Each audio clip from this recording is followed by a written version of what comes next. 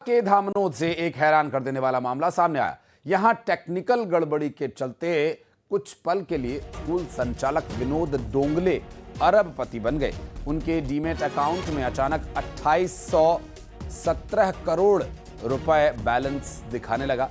जब उन्होंने अपने डीमेट अकाउंट में लॉगिन किया तो देखा कि उनके खाते में 1312 शेयर, प्रति शेयर 2,14,74,000 रुपए की कीमत इसमें दिखाई गई थी। इस तरह कुल वैल्यू 28,17,41,29,408 रुपए बन रही थी।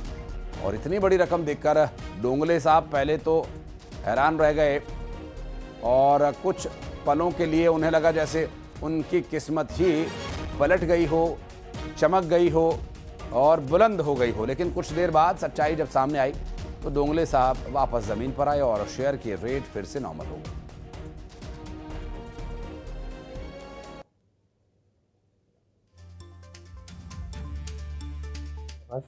तो टोटल उसकी कीमत 2,817 करोड़ से अधिक कीमत पर करंट वैल्यू बता रहा था मेरे अकाउंट में। क्योंकि वो शेयर की प्राइस बहुत कम थी, लेकिन जब अचानक इतनी प्राइस दिखा तो बड़ा खुशी का माहौल था, बड़ा अच्छा लगा। चंद समय के लिए ऐसा लगा कि दीपावली पूजन के बाद माँ लक्ष्मी की कृपा हुई, लेकिन चूँकि ये तकनीकी एरर के कारण आया, मैं बहुत समय से ट्रेडिंग कर रहा हूँ, मुझे मालूम था किसी कारण से आया। और पन्ना में 150 कैरेट के नायाब हीरे को लेकर सस्पेंस भी अब खत्म हो गया है। जैसे डोंगले साहब का सपना चकनाचूर हुआ, वैसे इस हीरे को लेकर के जो उम्मीद लगाए हुए लोग थे उनका भी सपना चकनाचूर हो गया। दरअसल खदान से एक चमचमाता पत्थर मिला था और बिजनेस पार्टनर्स को उसका फोटो उस शख्स ने भेज दिया। चूंकि 150 कैरेट का अगर हीरा मिल जाए तो आप समझिए कि उसकी क्या स्थिति उस व्यक्ति की होगी।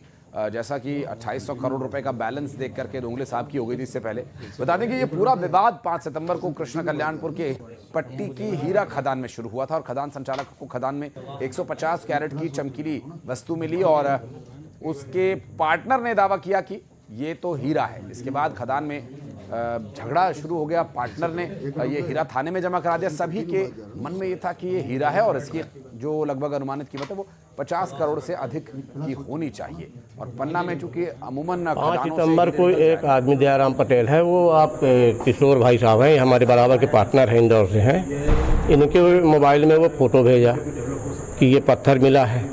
अच्छा, फ़ोटो क्योंकि वो अगर वीडियो बना के देता तो कुछ समझ में आता, फ़ोटो सीधे डाल दिया था, ये समझ में आया कि ये हीरा है।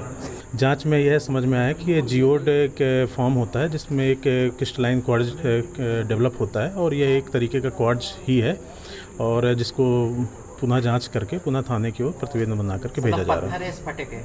हाँ, स्फटिक है, क्वार्ट्ज हिंदी में इसको स्फटिक बोलते हैं, बाकी वैसे क्वार्ट्ज। सर हीरा होता तो कितनी लागत का? लगभग अगर निश्चित ही अगर यह हीरा होता तो लगभग अच्छी कीमत, लगभग 50 करोड़ के ऊपर की कीमत का होता है। 132 कैरेट 17 सेंट इसका वेट है।